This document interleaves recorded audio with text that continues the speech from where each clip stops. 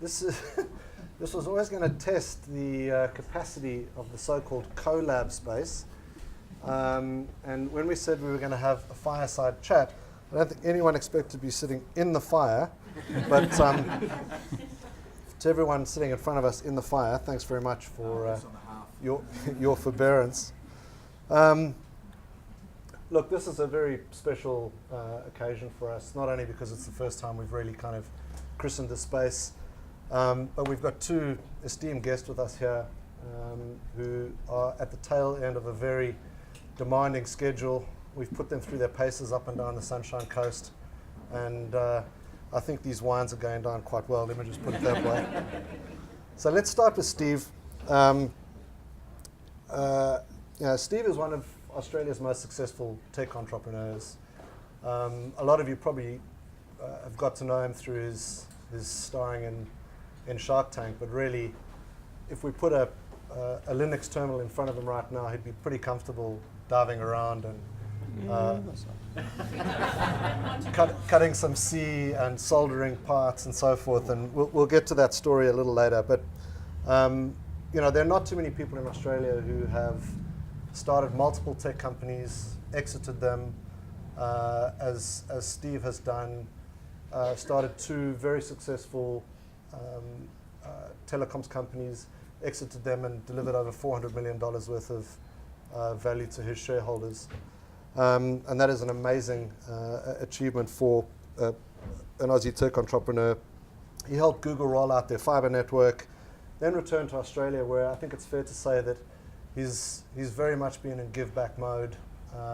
He founded River City Labs in Brisbane, which is one of the top tech hubs and has some of the top accelerator programs in Australia. Founded Startup Catalyst, which is a really innovative program to take 20 entrepreneurs over to Silicon Valley and do an ideas exchange and a sort of immersion into that ecosystem. And for the last year or so, he's taken up the role of Queensland's chief entrepreneur, and it's in that capacity that we have him here today. He spent yesterday and this morning with our colleagues down on the Sunshine Coast, inspiring entrepreneurs and getting people fired up about opportunity to innovate, as you will today, I'm sure. Let's please give a very, very big Noosa welcome to Mr. Steve Baxter.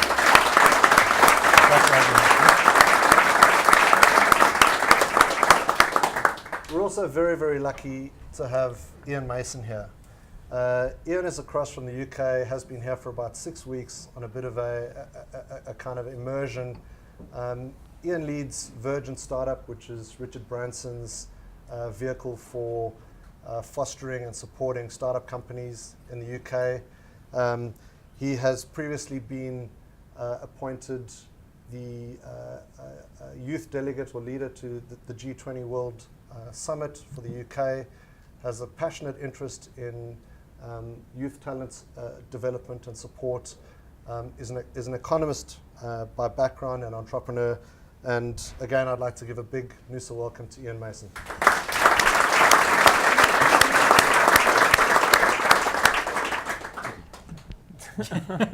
Ching ching. Ching ching. That's how we roll in Noosa. Very friendly. Let's start with you, Steve. Let me first just say I took up this particular role sitting here today very reluctantly.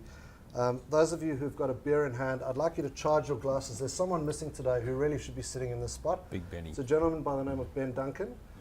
Ben, very sadly, is genuinely crook. He didn't just get nerves at the last minute. What he had sounded like he'd been eaten by a dinosaur this morning. He really wasn't sounding very good and couldn't make it. He sends his apologies. But I really want to charge our glasses and give a toast to Ben in his absence, because we wouldn't be sitting in this room, in this building, if it wasn't for Ben Duncan. This is very much his initiative and vision. He'll be absolutely gutted to be missing today and to not be able to show Steve, who's an old friend of his, around and show that vision come to fruition after pushing that idea some 5 years ago. So a big cheers to Ben. Benny, there you go. Which is good too, because he actually got bit by a crocodile recently, didn't he? Ben actually was bitten by a crocodile. I think that's going to be a fireside chat in and of Oh, itself at some stage, and we are going to hold him to that. Steve, you were born in Cloncurry, you were raised in Emerald, schooled in Rockhampton. You really are someone who's had a very deep connection to regional Queensland. What is it about that sort of childhood connection that's kept you connected, and how does that make you think about regional Queensland's future? That's one of the best questions I've had actually about that type of subject. So how does it make me feel? So look, I left Cloncurry when I was 10 months old, so I don't quite recall it, to be honest. I'm the only one of 36 uncles, aunties and cousins, not born in Rockhampton. I was born in Cloncurry, of all goddamn places. So Dad was in the railways, so I came from a very working class family, as most of Australia was until, dear Lord, not 10, 15, but 20 years ago. It was, for the younger ones here, we've only got affluence in the last sort of 2 decades, to be quite blunt. I had the best time as a kid. We used to ride around our town on bikes in Emerald, and we were told to come back home when the street lights flickered on. You had to be home by the time the street lights were on. We used to follow we have this thing called the mosquito fogger. So it was basically a little van with a little trailer. Used to trail pesticide to kill mosquitoes. We used to ride behind it until the pesticide came on and breathe it in. This is the days when literally there was a little less OH&S, you might say. So my recollection is the fact that they're just fantastic places to grow up. And so I'm exceptionally conflicted. I travel around and what I want to do is I want to enable the next Facebook or Google or Twitter or something in Australia, I don't care what it is, some huge tech behemoth that's going to employ 10, 20, 50,000 people, right? I'm sorry, but it's not going to happen at Peregian Beach. It's not, right? It won't happen in Emerald or Cloncurry or Peregian Beach. It'll happen probably in Brisbane, if it happens in Queensland at all, right? So I'm conflicted there because I want it all to work. So, but I know that these places are just such a marvellous places to actually conduct a lifestyle. So what I do when I travel around, I make a point. I made a point in my speech last night, did the Jeff Shadforth talk last night, and it's I love anyone in business. I identify with that tribe. To be honest, I think you're fantastic. You take risks. It's awesome. I prefer the tech startupies, but I like everybody. No, that's just a preference, right? That's not saying one's bad. That's just a preference for another. But I do believe in genuine enterprise. I believe in Queensland. We're really good at the things that the peoples in the cities hate. We're good at raising and killing cows, right? We're good at crops. We're good at pumping gas and cutting coal. We're good at these things. So we need people to get out of our way. So for me, coming out to, and this is not as regional Queensland, I've been to Richmond and Cloncurry and Mount Isa. This is not as regional Queensland as you can go, but we've just got to get out of the way of people doing the other types of businesses, which are just as important. So reduce regulation. And so I come out and I talk and I hear the problems and I go back and I echo those sentiments to George Street. Do they care? Don't know. But you've got to at least have the conversation. So no, I have a deep affinity with region. But Queensland, it's just a bloody great place, right? How did you go from dropping out of school at 15 into the army to then starting an ISP in your bedroom in Adelaide? Take us through that. That's a lot of questions there. All right. And so for the school kids here, I recommend you stay in school for as long as possible. I did it the exceptionally hard way, and I probably had a 1% chance and I lucked it through. The thing about luck is that, the harder you work, the luckier you get. So you can improve your luck by working hard, but I didn't do it the smart way. So I don't recommend this. This is just history, not a recommendation. Did very well, grade 10. I was grade 4. I was 4 years old in grade 1, so I was quite a young student, probably quite immature in that respect. Probably still am. Got the grade 10, did well. Grade 11, fell off the heap, got into fights, the whole thing at school. Always wanted to be a soldier. Had an opportunity to join the army at 15. So what's worse than recruiting a 15-year-old? Signing a 9-year contract. So it was a 9-year contract. They held you to that as a 15-year-old? Yeah, well, my parents had to co-sign it. So I half blame them. But I think, for me, it was either probably that or jail. Or probably at least delinquency. There are parts of the world where they call that child slavery, but let's just continue. Well, curiously, they halted that program 4 years later because we'd signed the UN Convention of the Child Soldier. So we couldn't recruit 15-year-olds if shitty timber, shitbag African countries. We couldn't recruit 15-year-olds. So we stopped the program because of that, which is good. We shouldn't recruit 15-year-olds. It's horrible. So you know you're in trouble when you turn up. For the kids, you think school is tough. When you turn up to your second day of full-time work, and when you talk back, you get headbutted by your drill sergeant.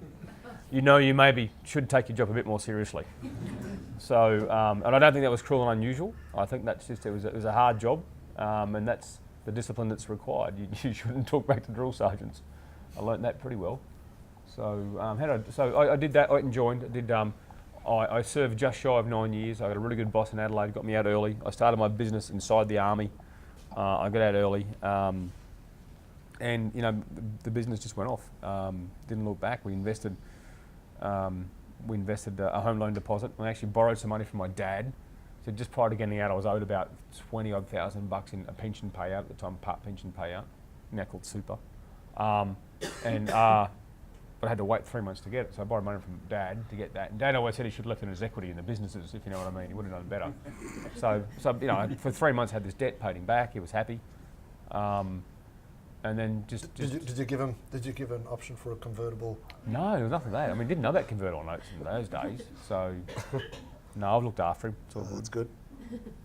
So you sold. One would hope so. Well, yeah, there you go. Looked after him. It's all good. You sold that business to Malcolm. Okay. So the rumor is, so I sold that business to Aussie Mail. The founder of Aussie Mail was a guy called Sean Howard. He's one of his early investors was a guy called Malcolm Turnbull, who was his chairman at the time. I think Malcolm owned 6% when Aussie Mail sold in the end. So Malcolm was very much a minority investor. I didn't meet Malcolm until 2004, until he was in Parliament, and I want to say he was Under Secretary for Comms or something, right, in Howard's government. So didn't meet Malcolm until then. Is he going to go back into telecoms now, do you think? I have no idea. I think if you were smart, you'd just go and hide in the Bahamas and go and visit your family trust or something. I don't know. So. Exactly. So you went on from that to perhaps your biggest success, which is Pipe Networks, and it's a fascinating story about how the sort of insight you had about creating a highly profitable business at that stage. In what was really still a forming broadband market. What was the key insight you had there to create that business? So Pipe actually stood for Public IP Exchange. So we actually started as a wholesale provider of interconnection services for carriers, which is an exceptionally wonkish wholesale product. It's like a check clearing house for data on the back end of carriers. It's really quite a perverse product. And best delivered by a non-competitor, because it's very much a competition sort of scenario. And I started with a chap, Bevan Slattery. We went to school, and Mum was the best friends. We went to school together in Rockhampton. And when you talk about my history, so Bevan's created 5 companies on the ASX with a market cap of $5 billion. Wow. So if he's very happy to take that risk. I'm not, and that's all well and good if you know what I mean. So get him here sometime to talk about his journey. It's far cooler than mine. So we started that in 2001.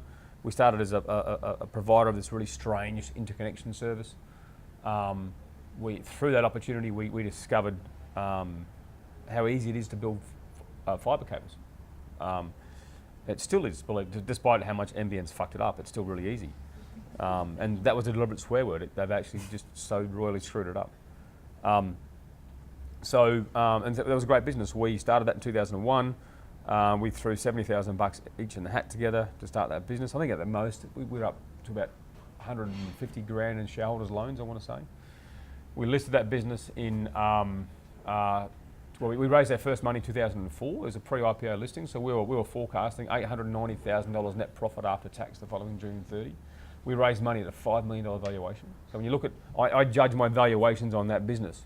So we were going to make about $1 million net, or just under $1 million NPAT, net profit after tax, not EBITDA or some other fake profit.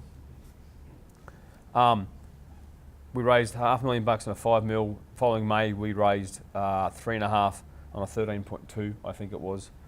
But we screwed up with our number. We didn't hit our 890 net profit after tax. We hit 1.4 mil, and so and it went onwards and upwards from there. So 3 weeks later, we had $1. We listed at 40 cents. 3 weeks later, we had $1 party down at the Pig and Whistle, where you have all your good parties in Brisbane, and. I think a few people have been there.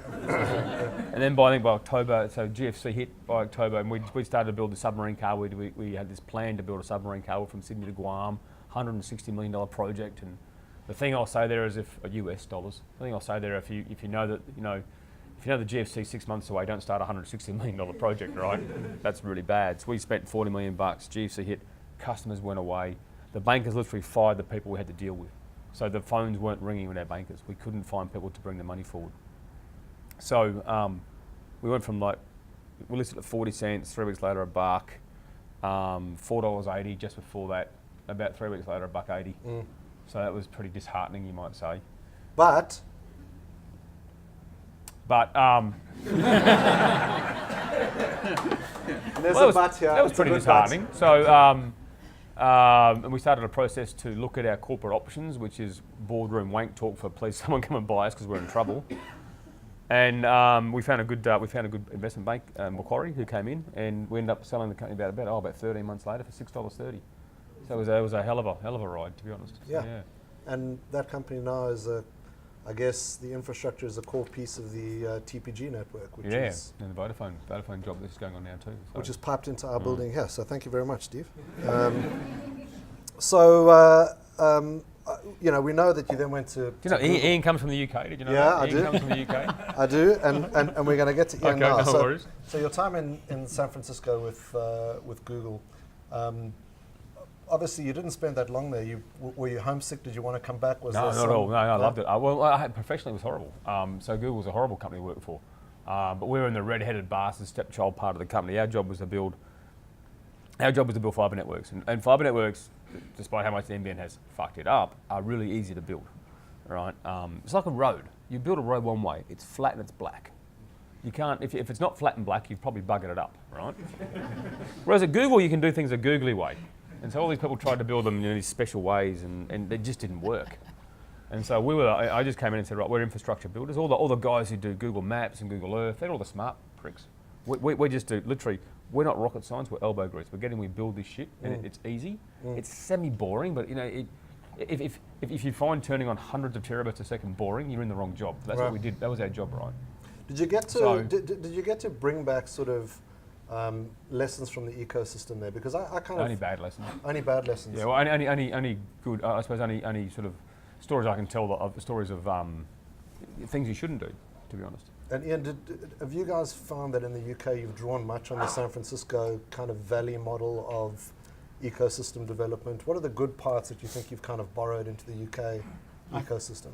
Yeah, I mean, it's an interesting one because if you look at kind of UK and where we were sort of 15 years ago, when it came to things like startup, we were nowhere. Sort of the difference in the last particularly the last 10 years has been massive. So if you're talking about drawing lessons from the valley, I mean, there's a place called Silicon Roundabout now in London.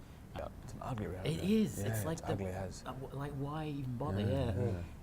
It's literally a roundabout with a lot of the traffic in London that just circles around it most of the time. And that's about it, really. And to get to the interesting stuff, you have to walk off in some of the streets around there. But the problem with things like that, of course, is that a lot of the startups that were in that space are being pushed further and further away from it because of the cost of existing there. But anyway, yes, in terms of lessons, so we have 58 active accelerator programs in London right now. People have embraced that concept to the max, but still only 4% of people that ever apply to a program get in.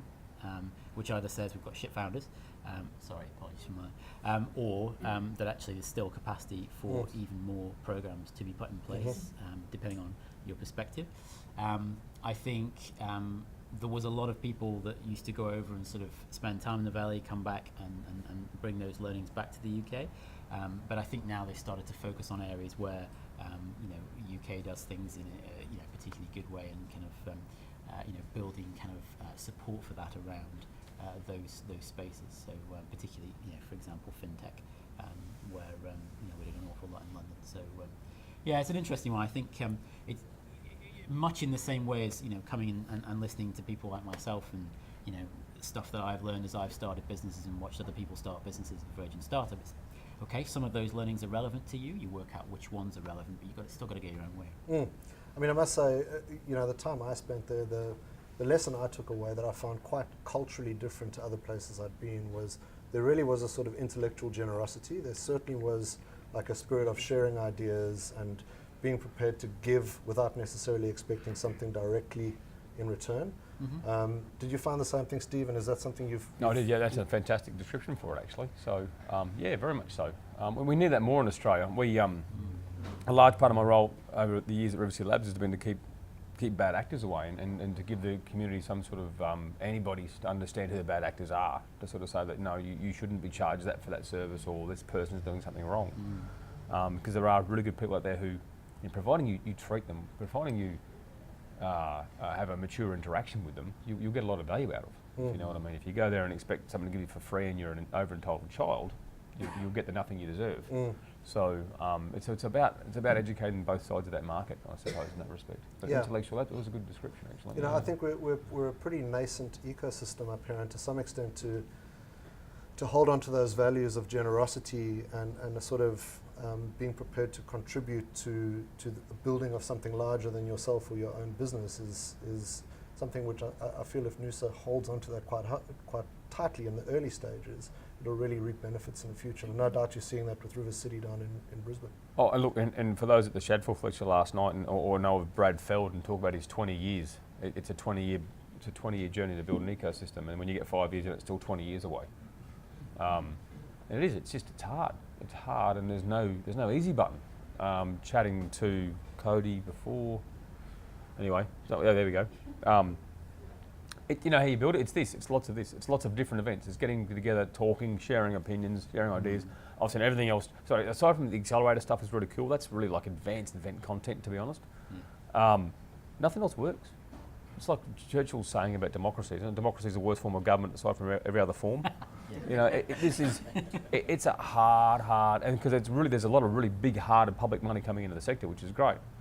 But it's just the thing that's identified that works is just getting people to talk to each other, share experiences. Right. Yeah, absolutely. And you obviously have to have a base of knowledge, and startup is about learning as much as you can. But fundamentally, it's surrounding yourself with people to talk to when things don't go so well. When you have a good idea that you want to sort of take forwards, and you want many opinions as possible. What have your observations been in the 6 weeks you've been here in terms of how? Is that 6 weeks? Is it? It's longer than 6 weeks, isn't it? No, it is only 6 weeks. Damn. 7 weeks. Something like that. Okay. What's your kind of report card, if you like, on how things are going here?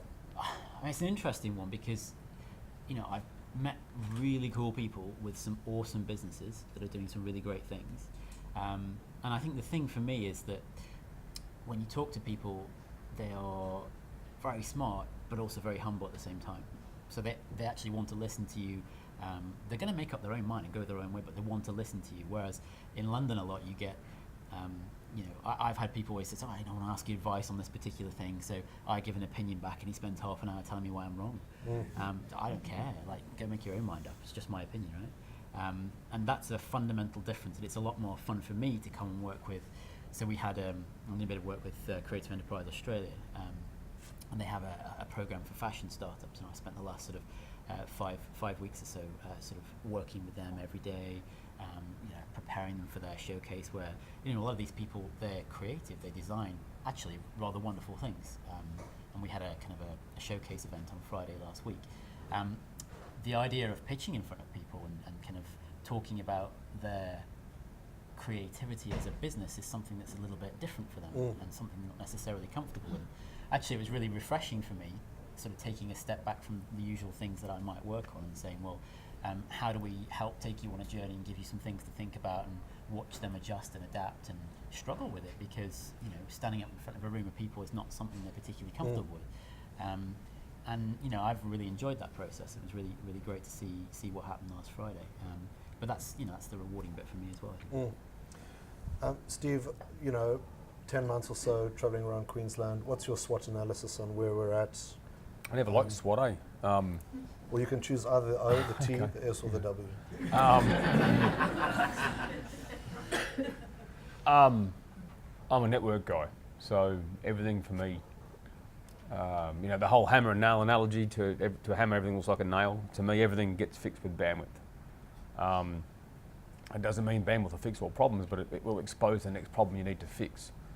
So for me, digital wholesale, digital bandwidth, the point where bandwidth is a waste product, something you don't think about. Something the kids up there can use for like $1 a month to be 100 megabits a second back to Brisbane from Barcaldine, for example, because that's actually what it costs to operate, right? And they're going to go, well, I can build this weird thing that none of us know about now, and that will happen.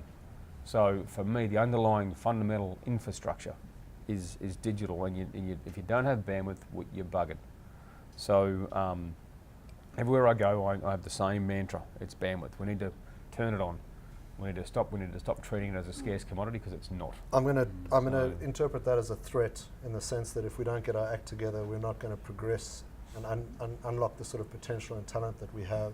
Dead right. We're Australia. We are, so for population density, we rank 235 out of 241 countries in the world. Right. We actually, our geographic extents fit inside the US, but they've got 300 million people. Think about that for a second. We're not the same land mass, but the pointy bits touch the edge of the US, right? The extents. We're really sparse, and we have a fantastic sense of fairness where we want to give all these services to people everywhere. But when you're that poorly populated, it's really expensive. So I hate in the telecoms debate when people compare us to Singapore or Hong Kong, or like you've got no clue what you're talking about. I think for a lot of people, that the debate around NBN and so forth feels like an uncontrollable. There are obviously some controllables that they have. What are the controllables that you think about in some of these regional towns and spaces where we could be and should be doing more to kind of get ourselves into a position where we can take advantage of the opportunities we have? You need to treat telecoms like you treat the park. Yeah. Who has ever paid to use a local park in their community? No one. Been to the snow? Say again? Been to the snow? So I don't understand the analogy. Sorry. There's a huge fee to get into whole stack of national parks in Australia. No, not national parks. Parks. Where the slippery slide is. Right. Where your daughters go on the swings. You don't get charged for that, right? And they cost the same to maintain, whether one person uses. You get charged for your rates. Well, let me finish. They cost the same whether one person uses them or 100 people use them. I don't know what cost the kids the from the same. back are doing So in the front row. there is what it costs to operate, and there is what is charged to use, right? So you have to listen to the words in the conversation for it to make sense.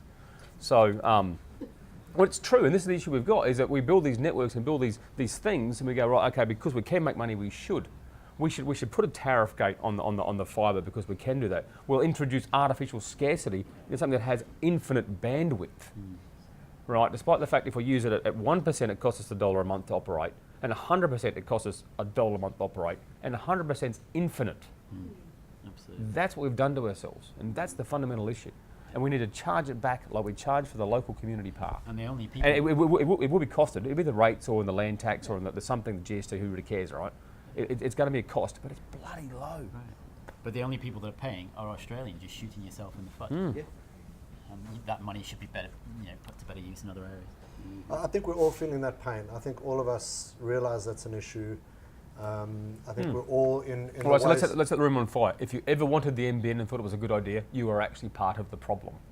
If you ever want the government to, because what it was people wanted cheap internet and wanted the rest of the taxpayers to subsidise it for them, regardless of where they lived. Remember, we're 25 million people, same geographic extent as the US, that's really expensive.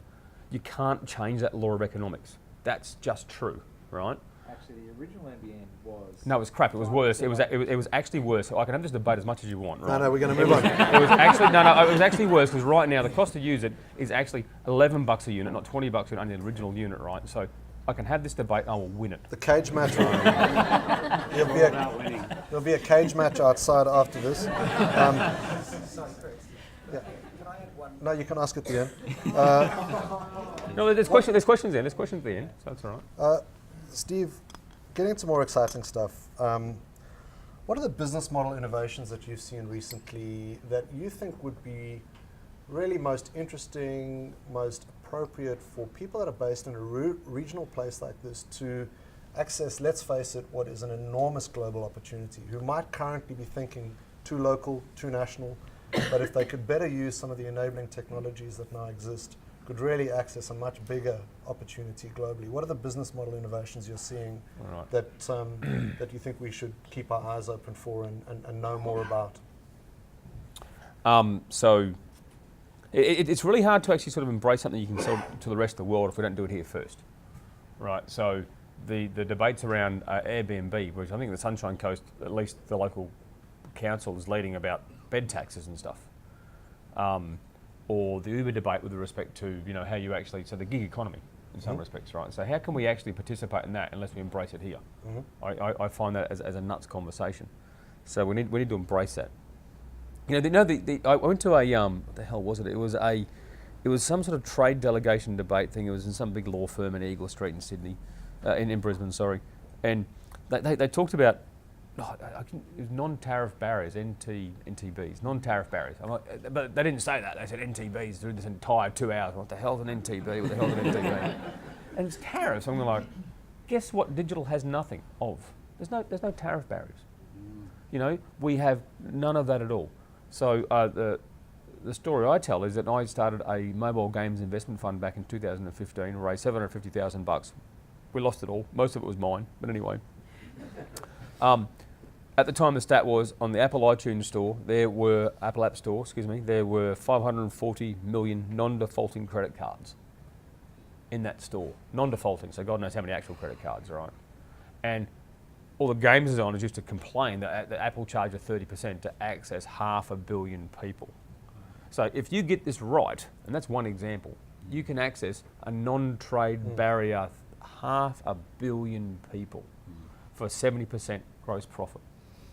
That's staggering, right?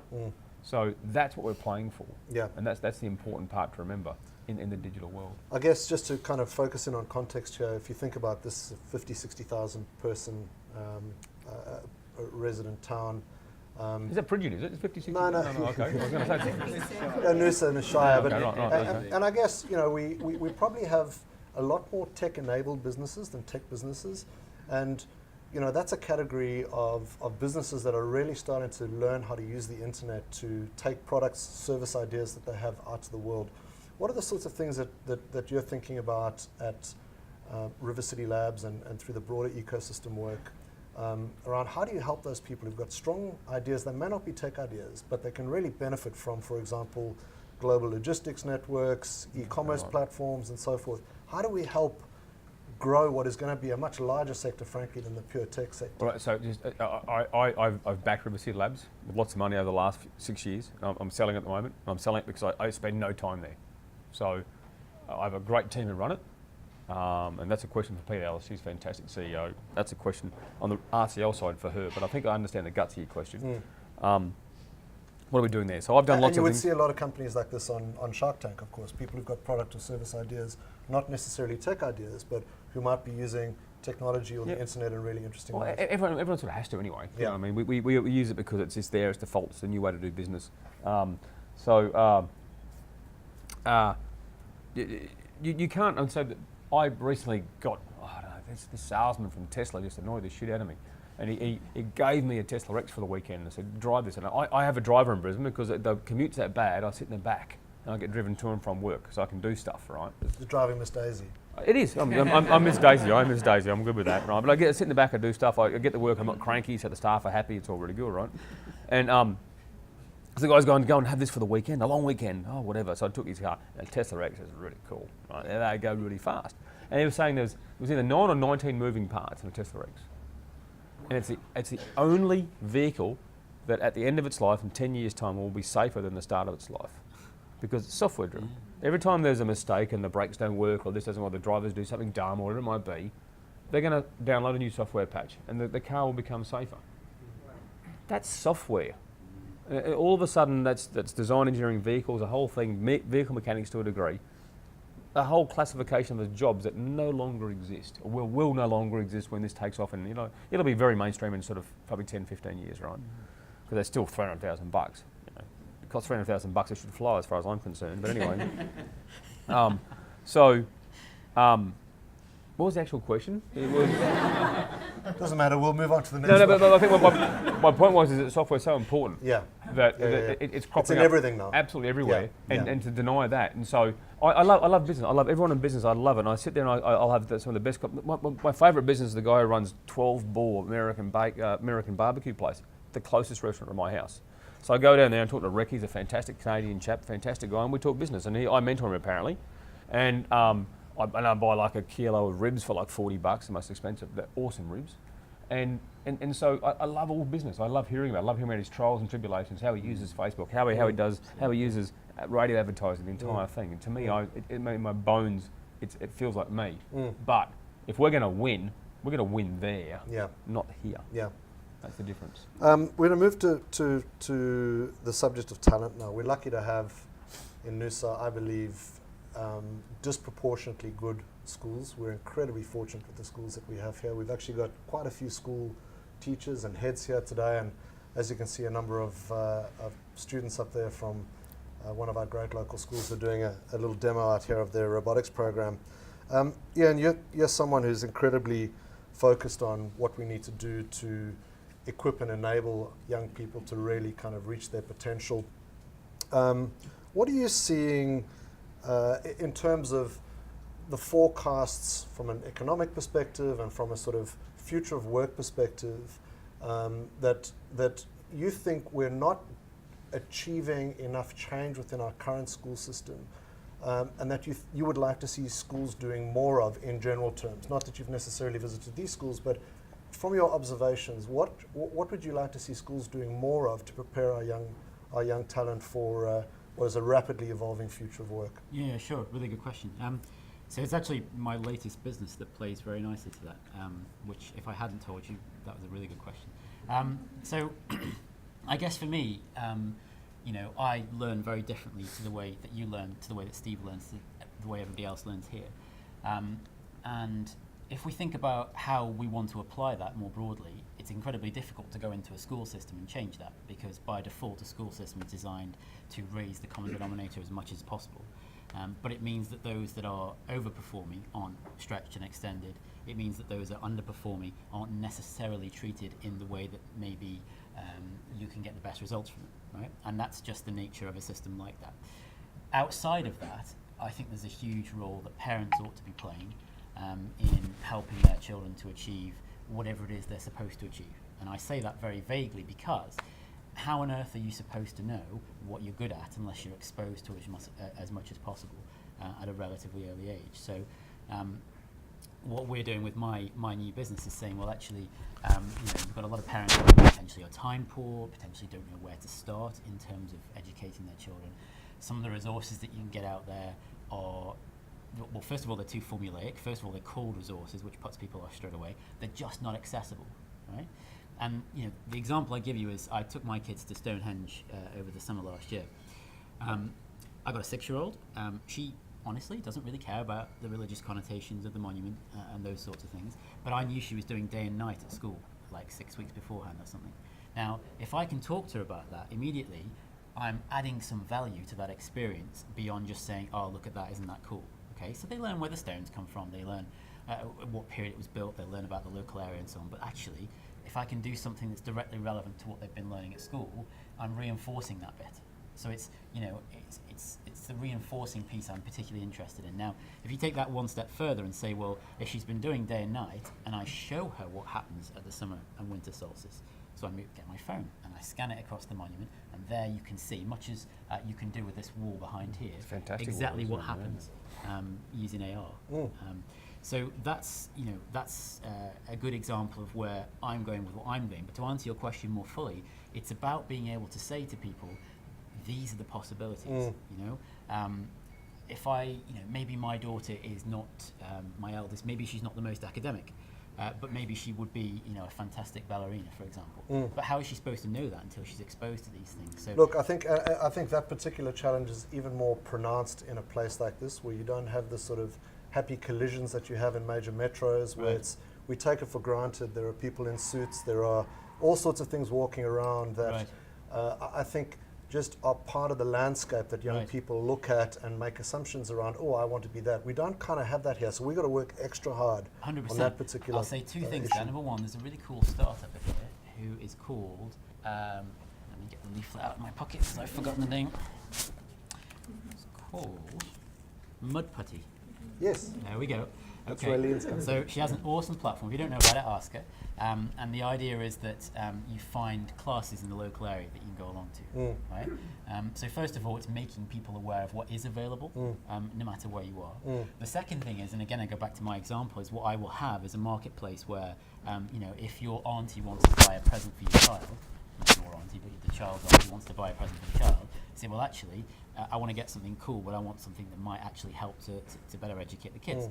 You know, my daughter likes arts and craft kits. The auntie goes on there, buys the arts and craft kit. What if that kit was tailored to the individual? Not in a very specific sense, but she was learning about the Romans 2 weeks ago at school. The kit that arrives is about the Romans. You know, that sort of thing is really interesting, and that's something. You talk about tech enabling stuff. That's the kind of thing that we're trying to do. So first of all, making people aware of what's actually happening, and second of all, bringing new things in where we can start to introduce new concepts and make people aware of what the possibilities are. I think the awareness of the possibilities and exposure to all those different opportunities seems like a key thing. Steve, internships and mentoring, how important are they, and where do they feature in your sort of list of things that we as a community should really be doing more on in terms of providing opportunities for young people to get exposure to these things? Well, we don't do much internships, to be honest. To me, it feels like slave labour. So for as much as I'm a raving righty nowadays, I came from a lefty family, and so not paying people right feels wrong, if you know what I mean. So I don't like internships in some respects. So what are the new models that you like in terms I of... shouldn't say in Riverside Labs, no, they do interns. I'm pretty sure we pay them at least minimum wage, whatever the hell it's got to be. It's all above board, blah, blah, blah. But mentoring is different. Once again, and mentoring is a question that often comes up, and I think people overthink mentoring. Mentoring is about you find someone you've got a connection with who can add some value. You can add some value to them, then they can add some value to you. And you have a coffee once a quarter, once a month, sit down, catch up, shoot the breeze on business and various bits and pieces. You can get quite in depth with that. And as your business grows, you might find that, you know, if you take venture capitalist investors, for example, they may have a very serious, the partners may have a very serious relationship with you, which might feel like mentoring, but, you know, might be a bit more direction. So it does sort of grow in gradients. If you're thinking of everything, then you're probably wrong. So go get some advice, talk to other people. To get the best out of mentoring, you've got to give a bit to get a bit. You've got to surrender something to get something back. So it's very important. You've got to talk. I mean, I like the point before when I called about how you build communities is about getting these collisions and networking. So there's a little bit of mentoring or rub off, a little bit here, a little bit there. Just do more of it. Understand when you talk to someone about their journey, about what they've done. There's value in every conversation, even if it's my God, I'll never do that. Oh my God, I'll never say that ever again. There's always value in a conversation, even if it's like to understand why that person's evil. So it's true, you find plenty of evil people in business, don't get me wrong. So. Okay, let's shift to the last little section on investment. Steve, in terms of what must be a pretty refined decision-making process these days when you're forced to sit and listen to pitches all the time, what is it that you're looking for in terms of the teams and founders that you're meeting? What are the attributes that kind of immediately trigger your receptors and you think, yeah, this is somebody I want to invest in? Very rarely immediate. We try and understand who the people are we're going to invest in, because it's a 10-year journey. Do we want to sit there for 4 times a year at least for 10 years and listen to your updates? You know, if I don't like you, then that's not going to happen. So does your team have the skills to pull off what you want to do? So, you know, are you cognizant of the skills? Do you understand the problem? Is the problem big enough to have someone pay to have solved? And then the idea is like, yeah, whatever. It won't be the first idea that works. It'll be the second, third, or fourth, or some twisted idea afterwards that works. So we really try to understand, because people blow things up. It's the people that blow shit up. It's the soft, squishy issues in businesses that actually make them stop working. Stresses come in, weird things happen, friendships fall apart, husband and wife teams you're unscared from. Oh yes. So it was about people, about what I look for. You know, what you're looking for in teams and founders. Yeah, so it literally is, we are looking for teams and founders. And honestly, the idea, I get asked so many times, what's the latest and greatest technology? And I now have an answer for that. And it's the last budget that the federal government put through. It's about that satellite they're putting up there to do precise geolocation. And I think IoT is going to just come to the fore, amazingly. To be honest, I'm really, really bullish on that, to be honest. I don't know where to invest, because I think it's actually quite a disparate and sparse sector. But I think there's going to be a lot of activity there. So. But no, you go for people, not for things. I mean, I have to put a little mention in here for 2 of the 3 companies that were recently allocated Commonwealth Commercialisation Acceleration grants are based in Noosa, and 2 of them are IoT companies. Yeah. Both here today. One is called Unattended Technologies, building a platform for managing vending machines, and the other is Provectus Algae, building a IoT intelligent lighting system for algae development. So it's clearly a sector that's Algae, as in like slime. algae, Yeah. algae as in the kind of compound that's being used in facial creams and makeup and everything these days. So Not pond scum. I didn't know anything about it until a few weeks ago. Peter Thiel says that the best startups are good ideas that look like bad ideas, because the good ideas that look like good ideas are already being worked on by big companies. That's not bad. Between the two of you, Ian, which of the sort of virgin startup companies that you've backed looked the most insane at the time that you did it, that these days looks like a pretty wise decision? Good question. Apologies, you've heard this before, Steve, but one of the businesses I really like is a pork scratching company.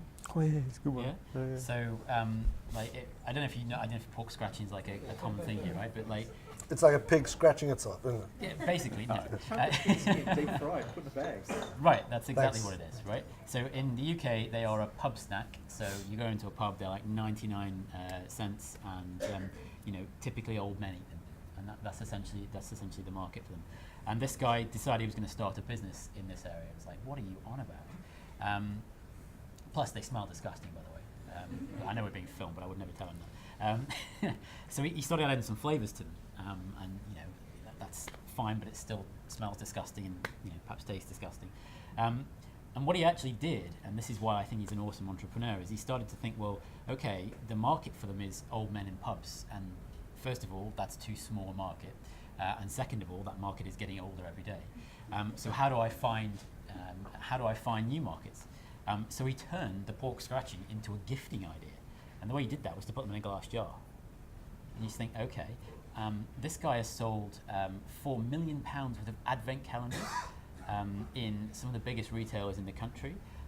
He sells on the QVC, the shopping channel, which I know they peddle some shit, but like, it's an impressive achievement to get something like that on there. He has a cookbook.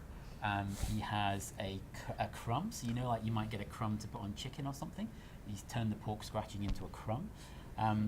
He's turned this business into a huge success, and from something which is like, a dying breed almost. So once these old guys in pubs die out, no one's going to buy them in pubs anymore. Steve, craziest idea you've invested in at the time, and now is looking like a pretty good thing to do? I quite like pork crashings. I don't mind that. I'll put you in touch. Crazy ideas.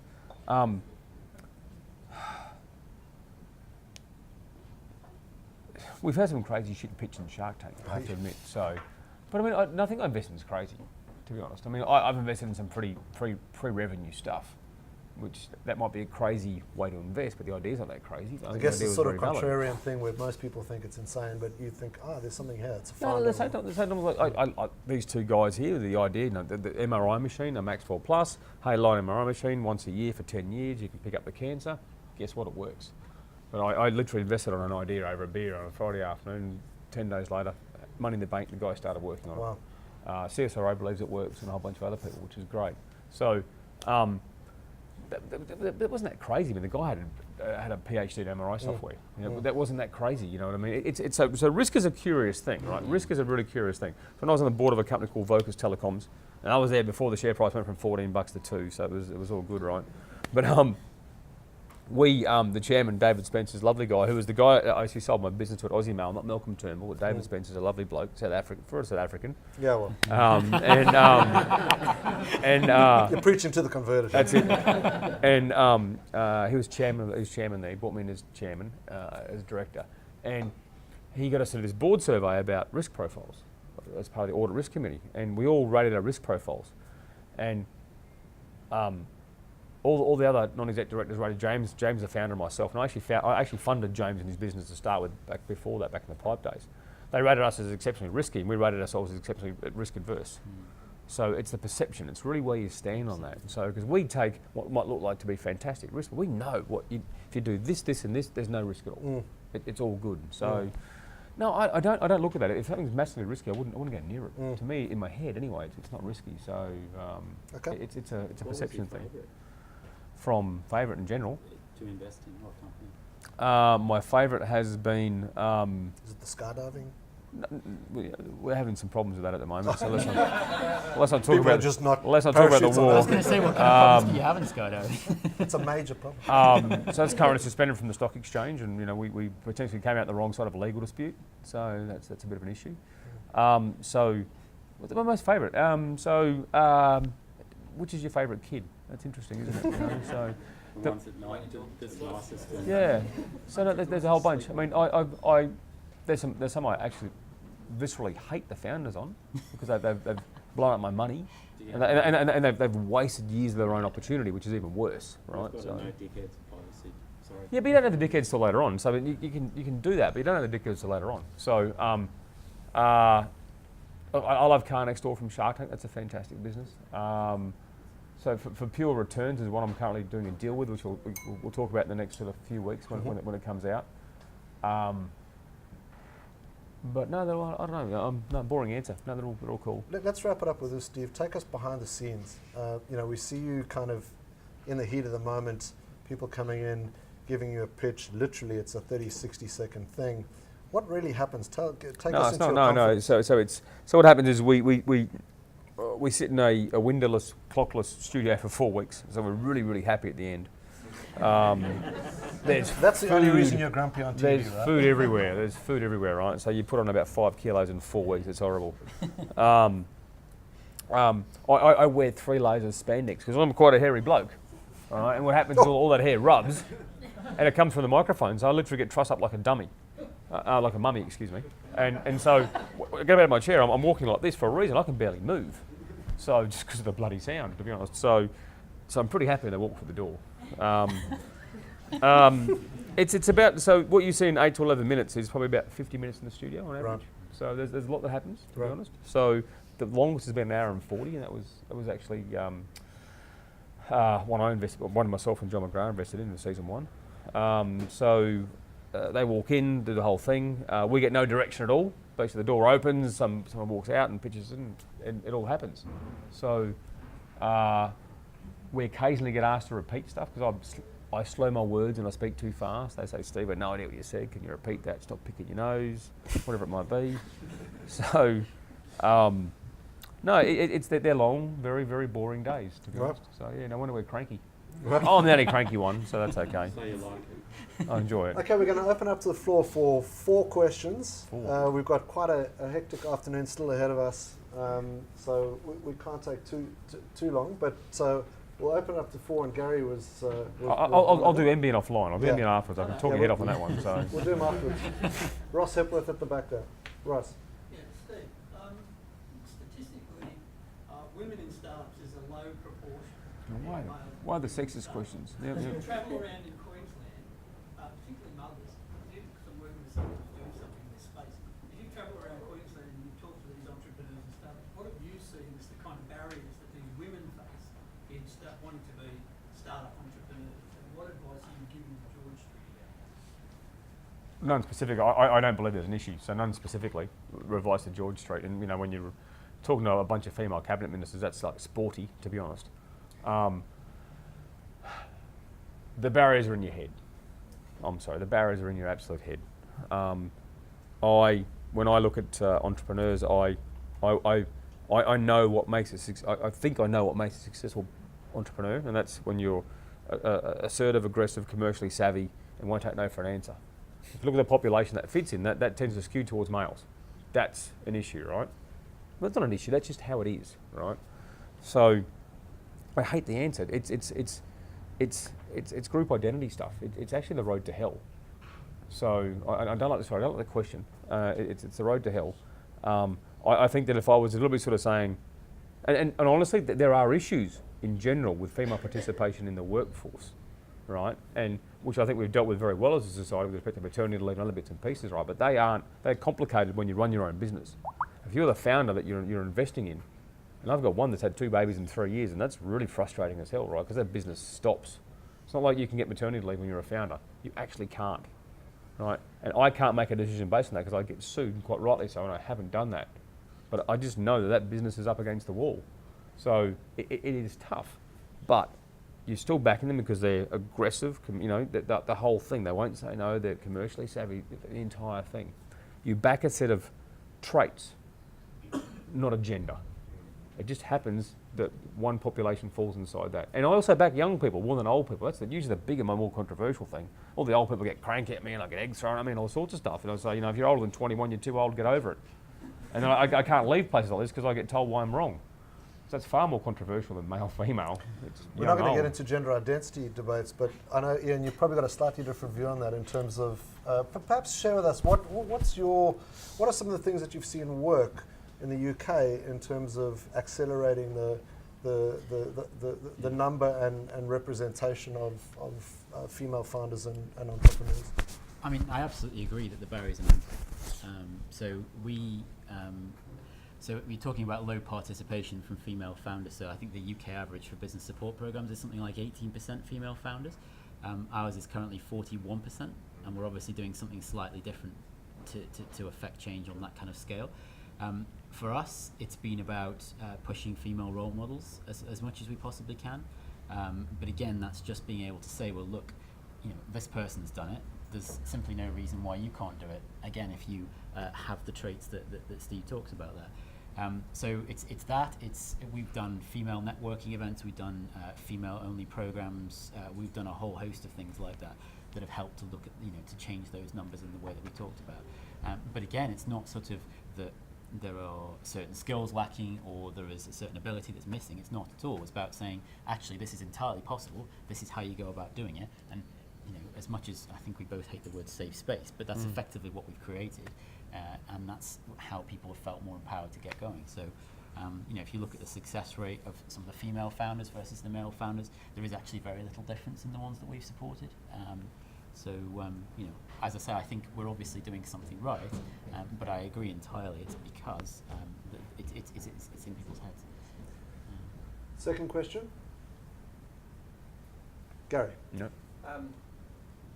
Putting the NBN aside, you look at the cost of the cost to get fibre to this building and for us getting fibre for our building. So in regional areas, all of us early adopters who need the broadband are pretty much covering the cost to build the infrastructure. Is it the fact that we should just suck it up and do it, or is there a role of, say, council, like what we were saying with parks, that it should just be part of the service? Is there a role of, say, council should pay or someone? Do you live in Peregian? Sorry. Or?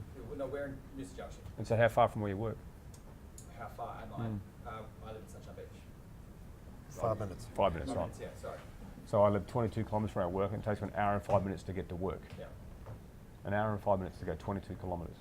Right? You live in various areas for a reason. Yeah. Right? If you live in Barcaldine, you don't get access to an MRI machine either. Yeah. Right? So, but you have probably 30 seconds to where you work. So there are quality of life issues you need to pick. I do believe that telecoms is more fundamentally tied towards a road scenario than anything else, to be honest, because I know how cheap and easy it is too, right? We overcomplicate it. But if you're making a decision where to live, you need to look at all the factors of where you live, including healthcare, including telecoms and a bunch of stuff. So as a libertarian, I'd say you need to look at those things. But I also, once again, know how easy it is and how easy it should be. And mostly it's expensive because we've regulated it. The more you regulate it, the harder it gets. The less easy it is to provide. Regulation has never decreased the price ever. Regulation only ever increases price and/or removes actually availability. So which puts up price. So if we're happy with the regulation of telecoms, keep doing it. Who's happy with it? Let's try something different. Let's take it off. Because putting more in surely won't make it better. Yeah. So the complex answer, but fiber's cheap. It really, really is cheap. It's cheaper than any other service out there. And we just need to stop listening to monopolists and start listening to entrepreneurs. But that's what I'm saying, for us to go and pay for fibre to get installed to our building to get it, it is highly, especially if we're trying to accelerate the industry here, for a lot of small businesses who need that, or in our co-working space, it is very expensive. So we can either just... So if I was to get fibre installed in my Riverside Labs in Brisbane, in the heart of Fibre City, and I was like 150 metres from Fortitude Valley Exchange, it was going to be $27,000 to dig up the street. Yeah. Should you actually pay part of my bill to dig the street up in Fortitude Valley for $27,000? Should I share the expense with you to dig my street up to have that, so I can get 100 meg instead of 25 meg? I could join 425 megs to get 100 meg. There's other solutions. I could put wireless in for $4,000, which is what I did. So, how much the taxpayer should pay for your desire to have fast internet because you have a short commute? That is my response. But this is a serious argument, and we've dug ourselves a hole in this country because we refuse to admit, question, and have these debates. That you live here for a reason, it's great. There's a bloody good beach there, and there's bushland out the back. But what's the trade-off, guys? So the taxpayer should pay it all, right? Because it's facilitating No. the future business. We're going to move on. I'm glad we tackled the two easy questions up front. So this is all downhill from here. Tim. Steve, other than the digital infrastructure, would you mind please expanding on the earlier comment that you couldn't start the next Facebook here, but you could start I can't hear you, sorry. Up a bit. Sorry, we can't hear you. Other than the digital infrastructure, could you please expand on the previous comment around not being able to start Facebook here as opposed to Brisbane? Oh yeah, I believe it'd be hard in Brisbane too. The feedstock for modern tech startups is people, young, smart, well-trained, highly experienced people, and Sydney believes that they don't have enough. So the argument would then flow downstream. It's tougher in Brisbane. It's tougher. I go to places like Western Queensland where Richmond wants to have a little Silicon Valley. Richmond, you've got 190 residents. That's going to be tough, right? So. And I understand that they want the capacity to have people work there who do that sort of stuff. I get that. So, but you need people. The feedstock is people, and without, which is why I think our population debate and immigration debate is just inane, because it should be about what are the best type of people we can bring in. And Mike Cannon-Brooks went to dinner with a bunch of federal pollies a couple of years ago. He had the best plan ever. He'd write to the world's top 200 universities for IT and say to your top 100 graduates, hey, here's a free visa to come to Australia for 5 years. Absolutely. And provided you pass security and health, whatever the hell, but otherwise just you're here, you're in, come. Because we lack that. We absolutely lack that. We need that. We need that. So it's Last about question? people. It's about people. Just real quick one, real short one too, because good question. As long as it's not about the other three issues we discussed. This is Ian, good. over to Ian. So obviously in this country we know all about how useless our politicians are, but in the UK, would you say politicians are a help or a hindrance? I think you're asking that question at the wrong time. Well, look, let's put it this way. Here last week, and definitely not a Let's question. put it this way. I've got a number of people that are working in the civil service at the moment, right? All public servants. Everybody has been pulled away from their job to work on Brexit. Everybody. What else are we doing? Moving on. Last question. 2 in 1. No. Charity and work-life balance. Don't like charities. Sorry, I shouldn't say that. I don't like charities. I prefer you do a charity from a position of strength and a position of weakness. Yeah. So I don't like businesses that mix a charity motive with a commercial motive. And you'll find it better if you do it that way, by the way. Yeah. It's not, can't be much Sorry, fun. can you just repeat that? I don't like businesses that mix a commercial motive with a charity motive. So okay. It's a bit longer. I believe the world's best social entrepreneur is Bill Gates. He got filthy stinking rich, right? And he went and he's going to cure polio and AIDS and God knows what else. I don't believe you have to be Bill Gates to do that, right? And to give back. But you do well by doing good to start with, right? It's called the Windows tax, right? So Because the Windows tax. well, will- in general, that if you want to start a business, right, and you have a charity motive, right, you're probably going to bugger up your business and bugger up your charity. Absolutely. Or your staff will lose their job and the charity will suffer. Yeah. So I started Riverside Labs because I made a lot of money. And I started Riverside. If I'd done that 15 years ago, that would have been a massive problem. Probably both would have failed. So that's just the reality. And work-life balance, I have one. Please have one. Now I invest in people because I expect them not to, because I want them to work their arse off. So to tell a personal story, so I left the army in 1995 at about the same sort of body mass I am now, probably a little bit fitter, to be honest. I've done a few knees since then. I ended up putting on about 55 kilos on top of this. To be honest, if people knew me, and probably a few people here did know me a few years back, I've lost that since. You can actually you can focus too much on business and not your health. Don't do that, because I know I've probably shortened my life by a decade, right? So don't ever do that. Look after yourself. The reward from running your own business is immense. The risk is staggering, but the reward is worthwhile. Work that equation out. But don't stuff up your health. I'd like to thank everybody for coming along today. Most of all, I'd like to thank Steve and Ian. Thanks for a fantastic chat. Actually, the most controversial yet. That's awesome.